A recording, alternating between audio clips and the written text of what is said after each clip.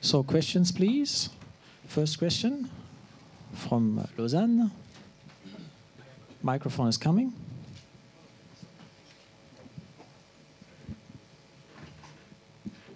Thanks for your presentation. Very great work. I have a question to Rob Chapman. You did mention in the second good phase the ventilatory cost. I would like to have your view about energy cost, because as you know, there's a debate. Live high, train low, did it increase running energy cost or not? And what do you think? Do you think that the change in the ventilatory cost can be translated to systemic running energy cost? Well, you know, something we didn't talk about is what Marcus talked about with potential metabolite reflex effects. So if your respiratory muscle oxygen cost is reduced, does that now potentially increase blood flow to the working muscle? At least at our hands, when we looked at economy, we saw nothing. No. Running economy, right. we saw no changes, only in the ventilatory side. Next questions. Carsten? I had a general comment. The whole premises for Live High, Train Low is based on Ben Levine's study, I would say, the Live High, Train Low, where he says, okay, if you do live high, train high, you don't become as good because training is hampered up there. But Philo, you did many Live High, Train High studies, as far as I could see. I kind of got lost in all your studies, but there are a lot of them. But so my question is really, do we really know whether training at altitude is bad for you? I mean, as far as I know, there is no single live low, train high study that actually shows a negative outcome. Either they show nothing or they show something. Yeah. So do we really know that training at altitude is bad? What do you guys think? No, I don't think it's bad. Like, I think Live High, Train High works. I think you just have to be mindful of the decrease in VO2 max at altitude in the training. So we negate it by doing shorter efforts to keep the neuromuscular adaptation. So we might do 400-meter efforts, but we have 3 times the recovery. So you can still get good quality. You just change the recovery time, so you get that effort. It's more, I suppose, that sort of VO2 max threshold type intensities that can be reduced. But as a training stress, it is just as good. You just have to make sure. So I suppose the high and low that Ben Levine and Rob have used is mostly high. They're going down to 2 or 3 times a week at 1,200 metres, which is our thread bow, which we use as altitude. So they're still getting a good altitude training effect. They're just maximising the training. We do the same at Perisher. We go down to 1,000 metres. And the training quality is just so much better at 1,000 than 1,800, so you can just keep that neuromuscular and race pace specific work. So, and I would Live High is probably the most popular in athletes from what I've seen and I've worked with. But in Australia, we haven't got access to probably the best high. So we've developed our Live High, Train Low, which is based in Canberra, no travel, less expense, and we've got good results. So both work, and like I'm a supporter of both. So I think you just have to be mindful that there is changes in training, but you can get around those. If I can just comment on this one. We have some experience with the young distance runner in Aspire, the young boys, and also Dara when we were in Bolivia last summer. We never managed to reach the same maximal heart rate doing any type of session. Actually, I don't have this data in the slides tomorrow, so I can talk about that now. For the maximal value reached at the end of the yo-yo, we are 10 beats lower. And that was repeated, so we never get to the same max heart rate data, and same with for the training sessions. So I would say that even when you alter the training session, you manage to keep the neuromuscular component, but there might be something at the more mechanic side that might be that we cannot reach maybe. I think if Ben were here, he would agree with that. I know a number of coaches will try to do things that if they have to stay high. Let's say they're training runners, they'll try to do downhill running to try to keep the same speed and the same neuromuscular aspect. But again, I'm channeling my inner Ben. He would argue you're going to have a different oxygen flux, and so you're going to have a different stimulus at the level of the mitochondria if you do your training high versus training low. And at least he would make the argument that by training low, you're going to have a higher oxygen flux and a greater stimulus for adaptation. Walter? Yeah. Thank you for your great presentations, and especially thank you, Rob, for calculate with our data. So I'm impressed. I have two questions. First question to Philo. You have a lot of data concerning hemoglobin mass changes in hemoglobin mass and changes in VO2 max. Did you plot all the individual changes against each other, and do you get a positive relationship?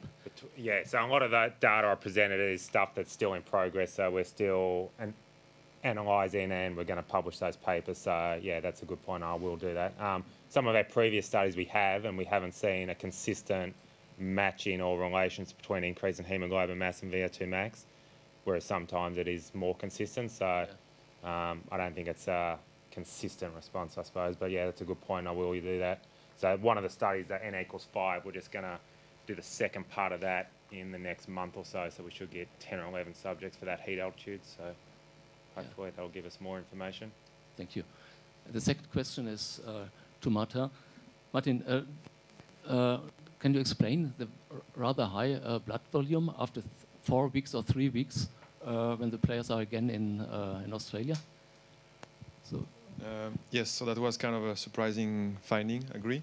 The only explanation I can have like that, because we don't have all the mechanisms, is that hemoglobin mass was increased. So you can expect that they kind of managed to maintain a higher blood or plasma volume to maintain hemoconcentration, like in a decent range.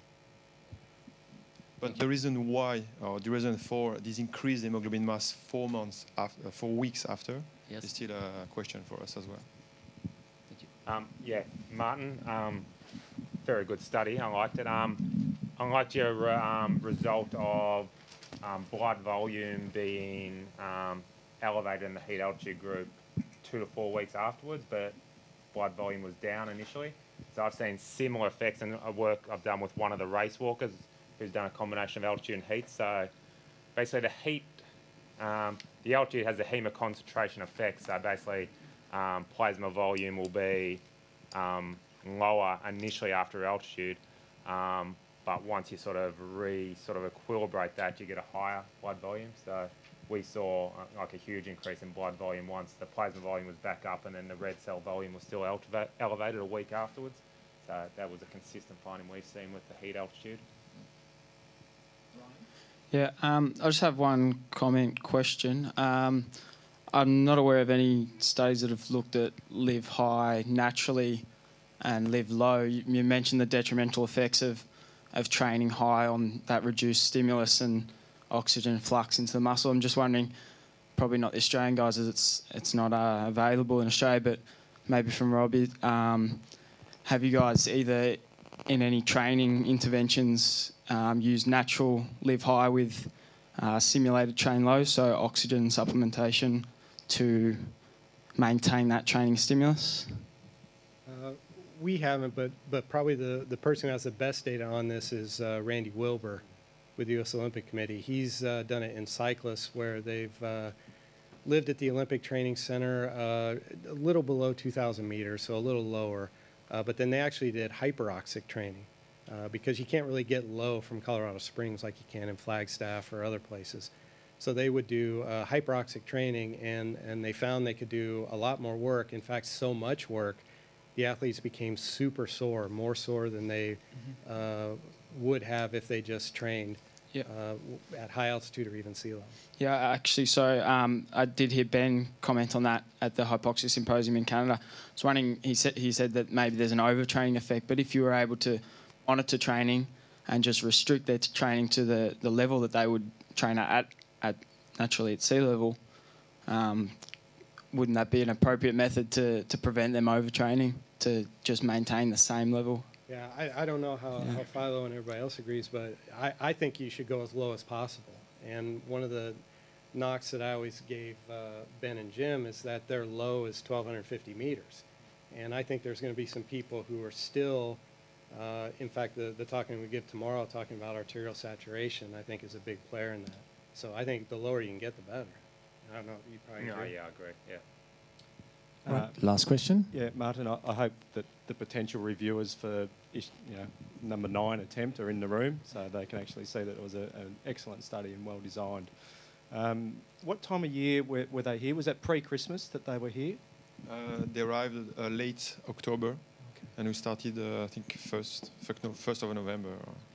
So this is actually why they had this. The 3 weeks was Christmas break for them. Yes, because that was not implemented at the right pre-season time. Yeah. But we couldn't have them later in the year here, because otherwise the weather would have been better, or would have been less, would have been cooler. Yeah. So given that the 3-week period that they've had when they're back in Australia, they've got heat again during that time. So when they're doing their unsupervised training, it's summer in Melbourne. Yeah. Although I don't think that summer was a particularly warm one, they're still going to get some decent heat there, so that may have influenced some of the blood volume stuff as well. But like the big question, like we have always a question, is about this increased hemoglobin mass. And as we know that the training effect on hemoglobin mass is much lower than what we observed. And even they got some heat as well, so that doesn't explain why hemoglobin mass kept on increasing. Yeah, and the Live High Train Low study that we've just done with elite AFL players, we saw somewhat of a delay as well, and Butters and Blake might have an opinion on this as well, but I think that the load imposed on those athletes is so great as a training stimulus at that time of the year that I think they have a lot of trouble actually adapting to it, and they probably needed Abu Dhabi to give them a chance to adapt as well. Definitely. Well, thanks. I'd like to conclude the session by handing over to Olivier, who's going to update us on the last program point today, which is a bit of a sightseeing one, I think. Now it's time for coffee break. Everybody deserves, I guess. Then after 15 minutes, I propose that we all move to Aspire to have a visit of the facilities and also have a look at the quite fancy tools that we just got last week. Thank you.